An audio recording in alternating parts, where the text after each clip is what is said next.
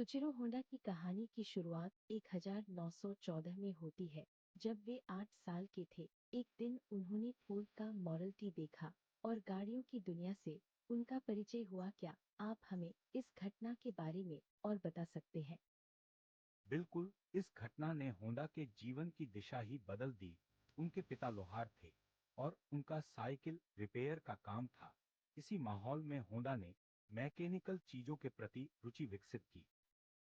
यह जानकर अच्छा लगा, लेकिन कहा जाता है कि पढ़ाई में उनकी दिलचस्पी नहीं थी। क्या यह सही है? हाँ, पढ़ाई की बजाय होंडा को मैकेनिकल पार्ट्स और साइकिल रिपेयर में रुचि थी। 16 साल की उम्र में एक टेक्नीशियन की नौकरी के विज्ञापन ने उनके करियर की दिशा तय की। यह सुनकर आश्चर्य होता है कि इतनी कम उम्र में उन्होंने टोक्यो जाने का निर्णय लिया, परंतु वहां जाकर उन्हें धोखा मिला। जी, शुरुआत में उन्हें सफाई के काम और बेबीसिटिंग तक करनी पड़ी, लेकिन उनकी मेहनत और लगन ने जल्द ही उन्हें वर्कशॉप के काम में शामिल कर लिया। 8 चौकी में काम करते हुए हुंडा ने अपनी स्किल्स को कैसे विकसित किया?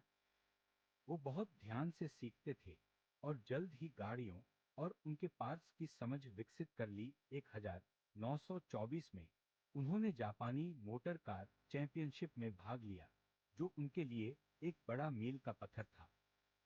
लेकिन उनके इस सफर में कई मुश्किलें भी आईं। 1936 में रेसिंग के दौरान उनका गंभीर एक्सीडेंट हुआ।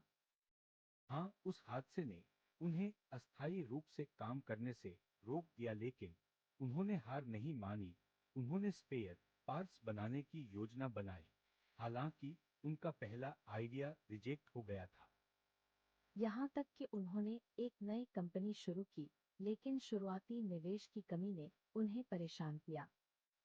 जी हाँ, लेकिन उनके दृढ़ संकल्प ने उन्हें मेटालर्जी में अध्ययन करने के लिए प्रेरित किया। अंततः उन्होंने सही पिस्टन डिजाइन तैयार कर लिया, जिससे उन्हें सफलता मिली। हुंडा की कंपनी ने द्वितीय विश्व युद्ध के दौरान भी कई चुनौतियों का सामना किया। आप हमें इस बारे में और बता सकते हैं? बिल्कुल, युद्ध के दौरान उनकी कंपनी जापानी सरकार के नियंत्रण में चली गई। इसके अलावा एक बमबारी के दौरान उनकी फैक्ट्री को नुकसान पहुंचा।